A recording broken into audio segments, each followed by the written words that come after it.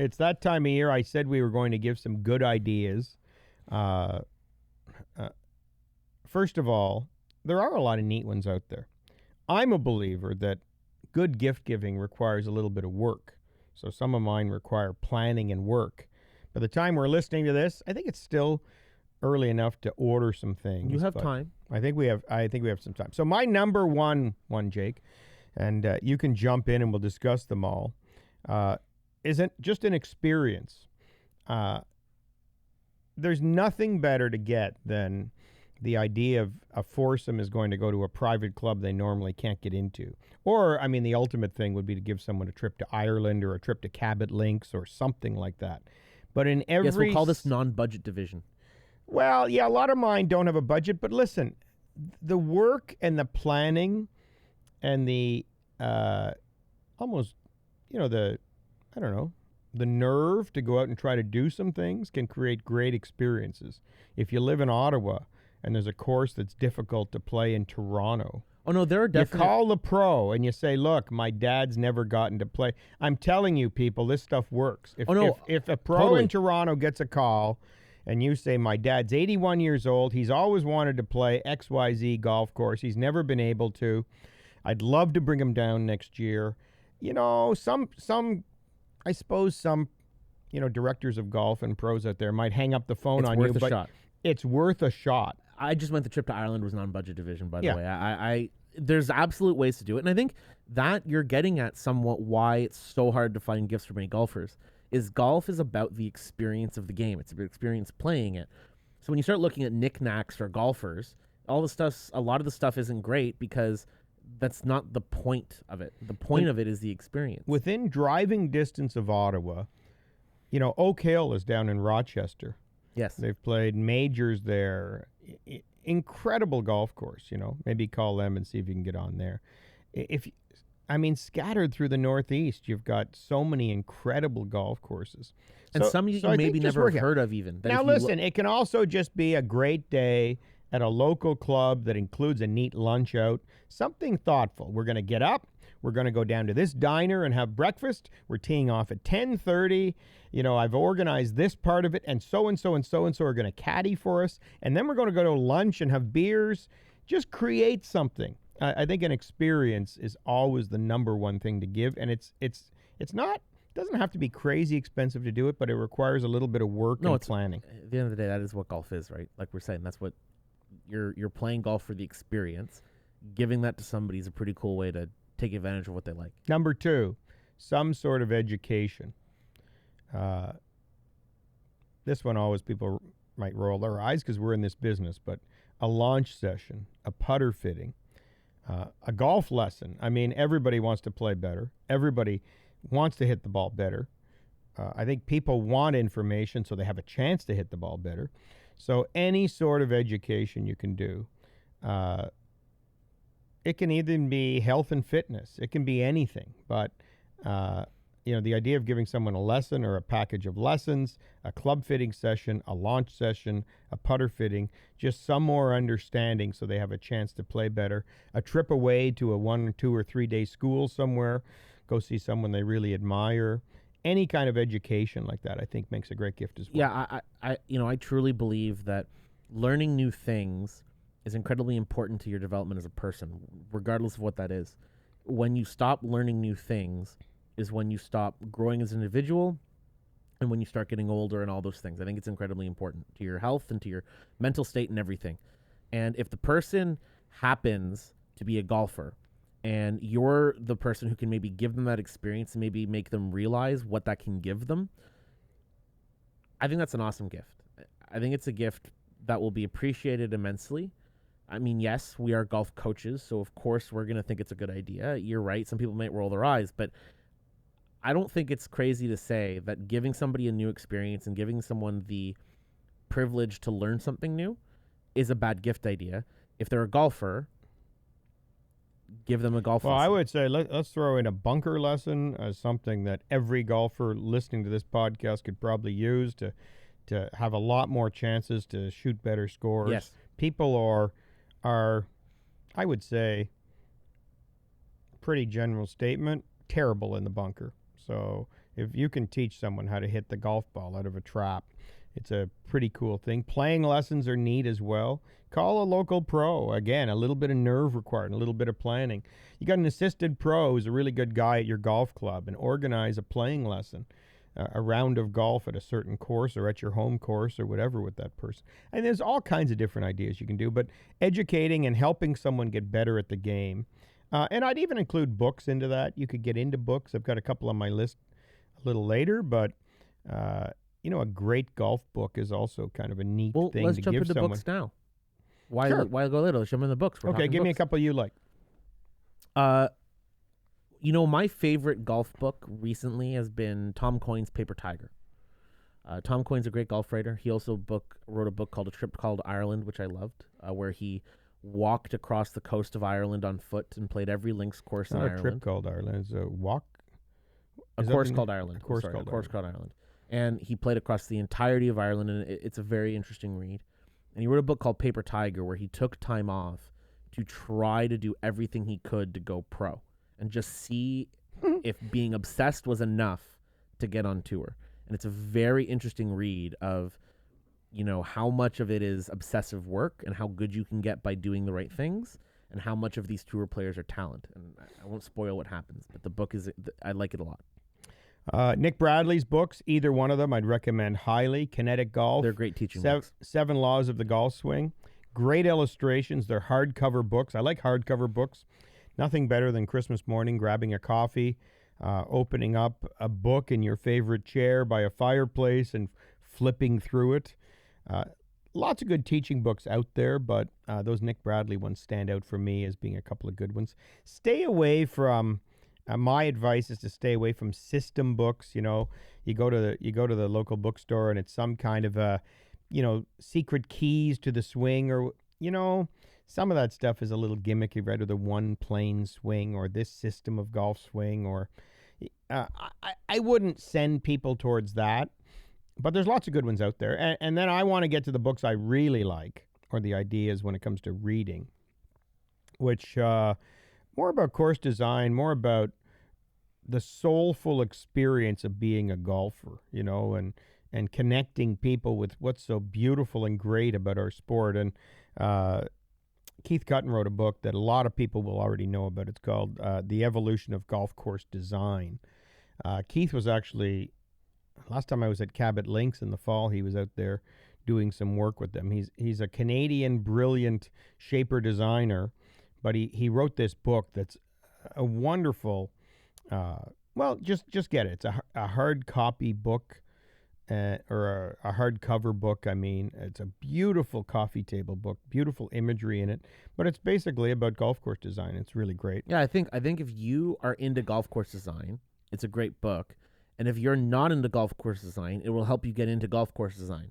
Because I think more golfers that don't think much about the architecture It'll help would you as a enjoy player learning as about well. that stuff more than you think, and it would make you a better player. Yeah. And I know that my goal for 2020 from a golf pro perspective is to learn more about it, because I know what I like in golf courses, and I know what I don't like in golf courses, and I know a lot about the course itself, but I don't necessarily know some of the architecture stuff of why things are built the way they are and why I like that. And I think I'm it's a book I want to read, because it's a book I think that will makes the experience get better, me in. right? If you learn about different a Brits green and different things and why they're designed certain ways and how you're supposed to hit the golf ball into, you got a punch bowl. What's a punch bowl green? And you learn about these different design philosophies, and everything in architecture is based upon challenging a player and making it more interesting for them to play the game. Should I flight the ball in low here? Should I bring it in high? Am I better to be long of the pin or short of the pin? The architect is always thinking about that as he's putting his 18-hole picture out there. So many of us just blindly whack at the ball and keep moving. Go, I kind of like number 6, but you don't really realize why you like it, what type of design it is. And so it's really interesting reading. It really is. Catalog 18 is another Canadian book. Beautiful imagery. It's not a hardcover book, but it's a soft cover, but it's a substantial book full of great golf holes, great photography, Great art. Tony Harris, our wonderful friend here in Ottawa, who's a world-class sports artist, but a golf artist first, has a little section in there, a couple of pages in there. Tony Harris Art is another one. TH Fine Art is his website. Another great gift. Golf art kind of blends into the golf books, I think, is something every golfer would like. So I really like Catalog 18. And my other favorite, which your mom gave to me 2 years ago now, I just received my 10th issue in the mail just a few days ago, is the Golfer's Journal magazine. Comes out quarterly. Again, very much like Catalog 18. It's much more than just a magazine. It's the images will really resonate with you and stay with you. It's a beautiful book. And it's got great essays in it. And not your typical essays.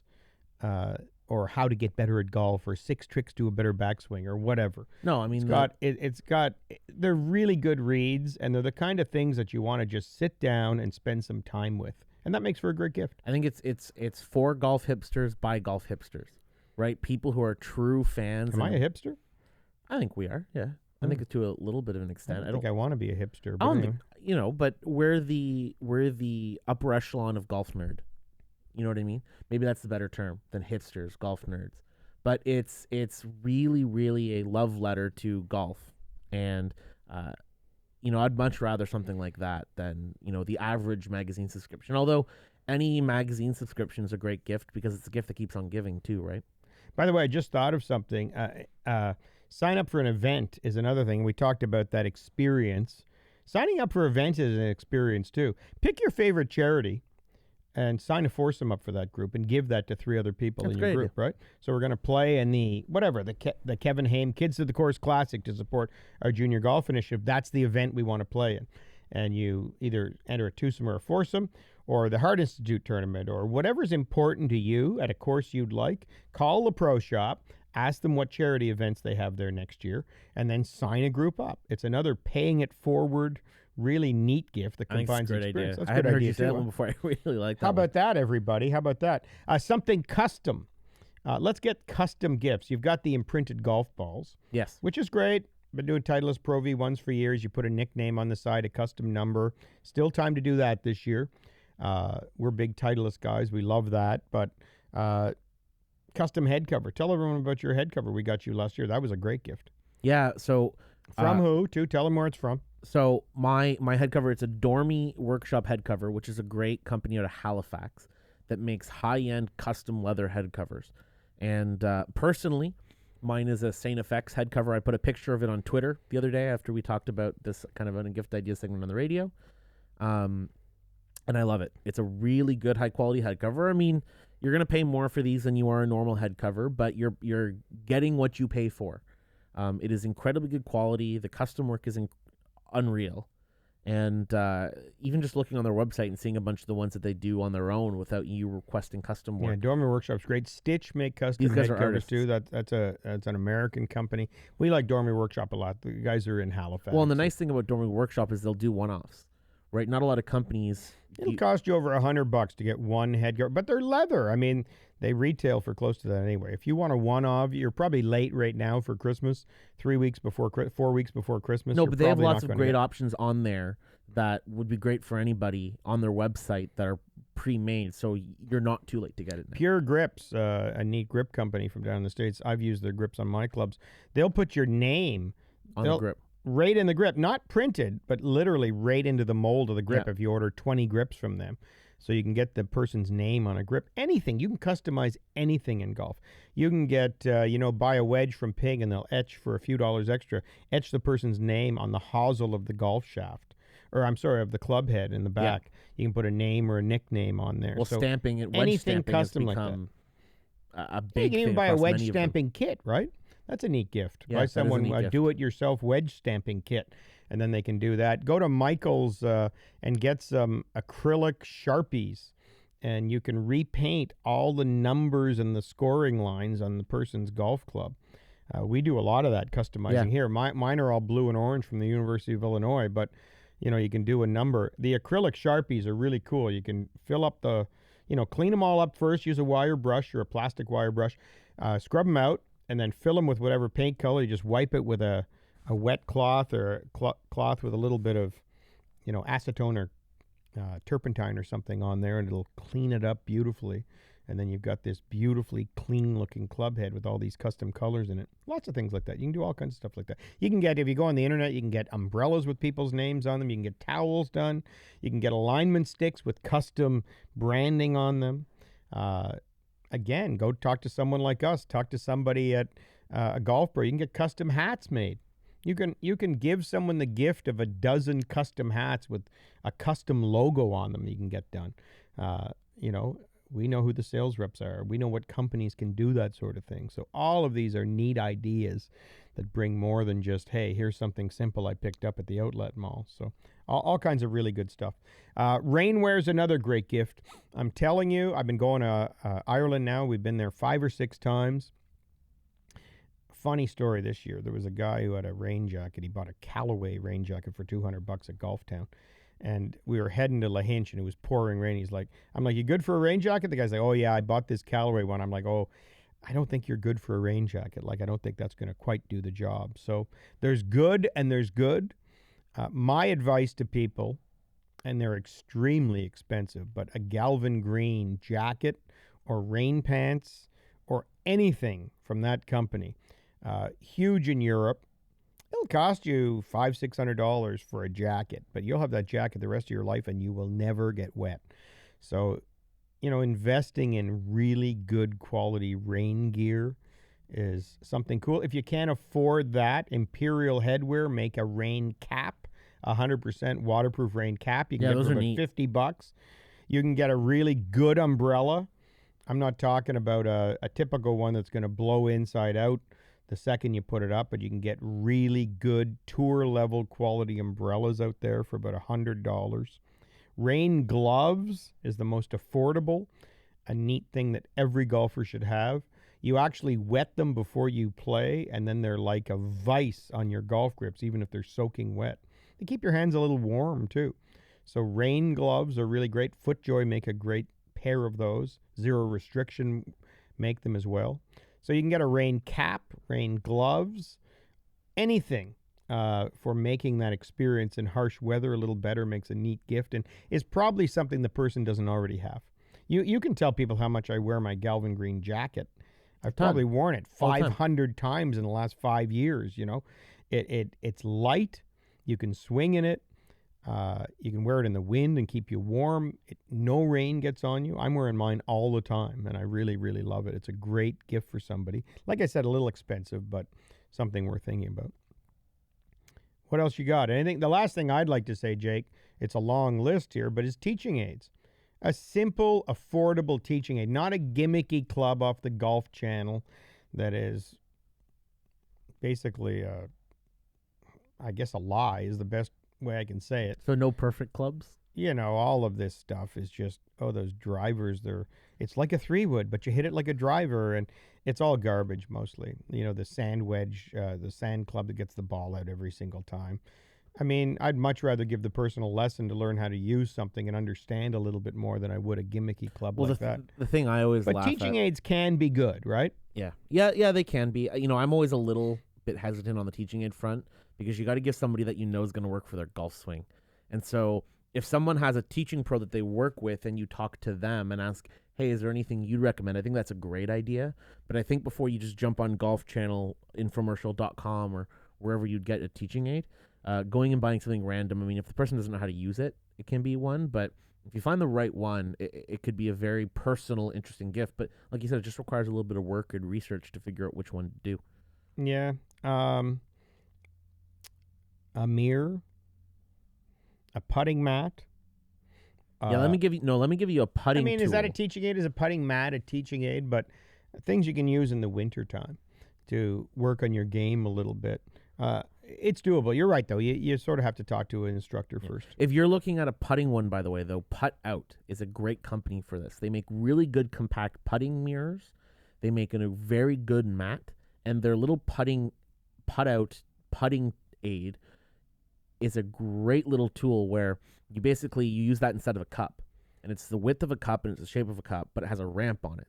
And if you putt into the cup, it should slide up the ramp, and there's a little hole right in the center. And if you hit a putt that would pour perfectly into the bottom of the hole, it'll stick in that. And if you don't, it'll fall off the sides, the side that you would have missed the cup. Not to mention that when it does come up the ramp, if it comes back down, that's how much you would have putted past the hole. So in terms of working on some pace this winter on your carpet in your garage, which a lot of people do anyway, I think that's a really good version of a putting teaching aid that's not too expensive. Yeah, a few things. Little chip nets are neat. A person can chip in the basement or wherever. Putting mats are doable. Little things like that keep people going. Or talk to a golf pro and maybe get an aid or two that might suit that person.